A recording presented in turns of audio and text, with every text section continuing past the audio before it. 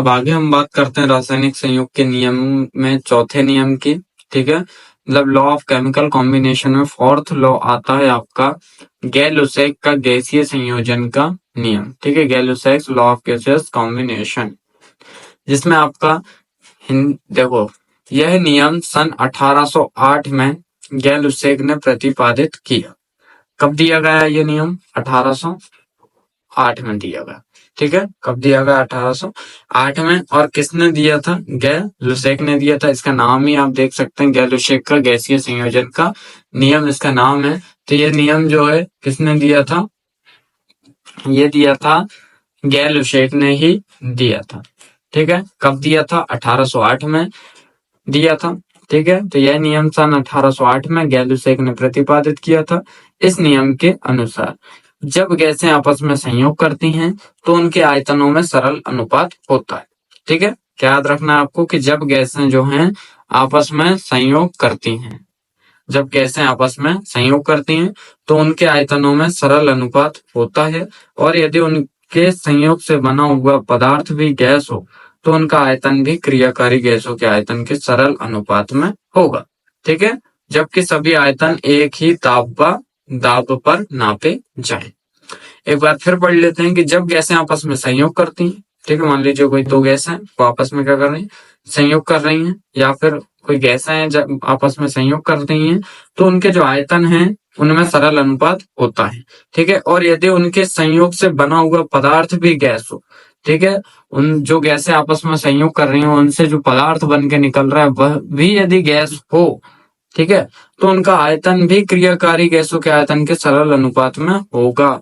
मतलब जो गैसें संयोग कर रही थी और उनसे संयोग करके गैस ही बन रही है, तो जो गैस बन रही है उसका आयतन और जो गैसें संयोग कर रही थी उसका आयतन, दोनों का आयतन क्या होगा? सरल अनुपात में होगा।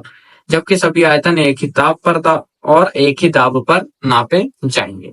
ठीक है, उदाहरण के लिए देख लेते हैं कि हाइड्रोजन का एक आयतन क्लोरीन के एक आयतन से संयोग करके दो आयतन हाइड्रोजन गैस बनाता है।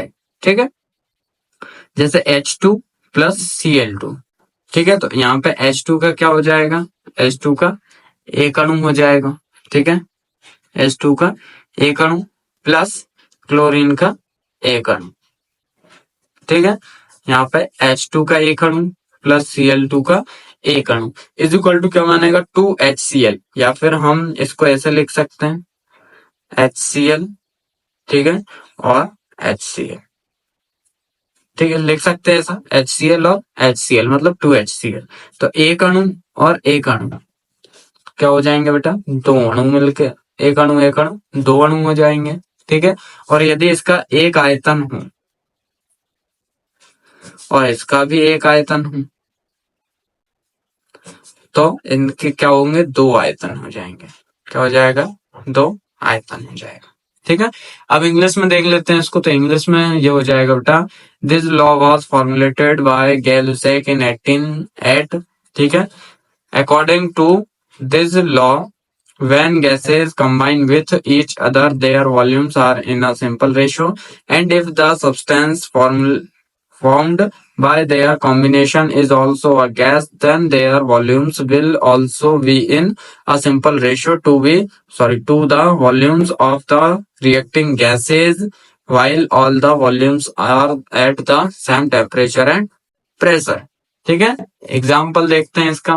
तो एग्जाम्पल वही आपका सेम हो जाएगा। ठीक है, 1 volume of hydrogen is equal to 1 volume of chlorine to form 2 volumes of hydrogen chloride gas. ठीक है, H2 plus Cl2 is equal to 2HCl। ठीक है, तो यहाँ पे हम 2HCl को इस टाइप से लिख सकते हैं, 1HCl प्लस 1HCl। ठीक है,